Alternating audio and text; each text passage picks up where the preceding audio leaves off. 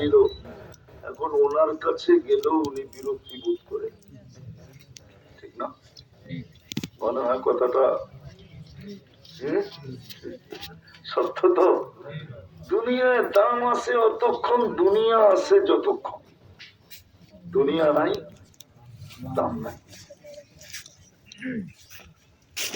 কিন্তু আল্লাহর কাছে দামি মানুষ দুনিয়া দ্বারা না।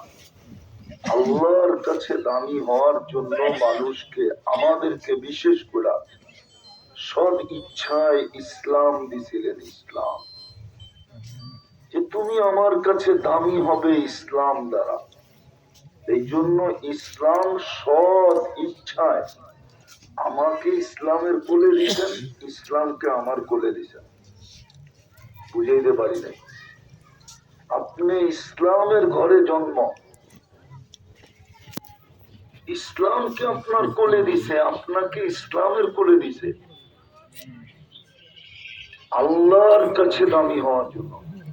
আর আল্লাহর কাছে যে দামি হবে সে চিরদিন দামি থাকবে, তার দাম কখনো কি হবে না, কমবে না। তার কখনো লিখতে হবে না অবসর প্রাপ্ত মেজর জেনারেল, কি অবসর প্রাপ্ত লিখতে হবে না, তার অবসরই নেই, সে চিরদিন দামি।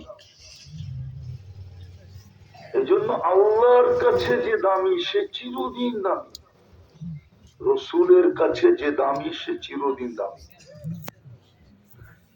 তো দুনিয়ায় দামি হওয়ার জন্য দুনিয়া দিছিলেন, এটা তো বুঝে আসছে, এটা সবার বুঝে আসছে। না বুঝে আসলে দুনিয়ার পিছে দৌড়ায় কি করে, এটা আমাদের সবার বুঝে আসছে। যেটা বুঝে আসার কথা ছিল না, দরকার ছিল না, প্রয়োজন ছিল না,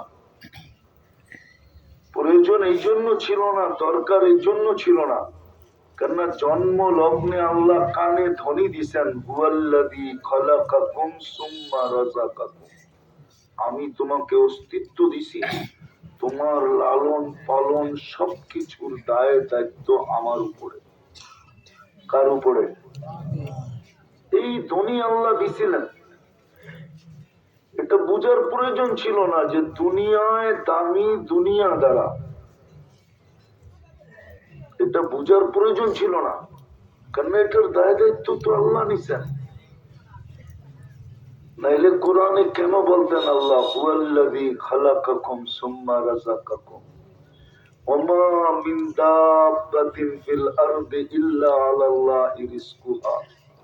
কেন বলতেন ইন্নাল্লাহা হুয়ার রাজ্জাক যুল কুওয়াতিল মাতিন? কেন বলতেন ওয়া ফিস সামাই রিজকুকুম ওয়া মা তুআদুন ফারাব্বুস সামাওয়াতি ওয়াল আরদ মিসলা মা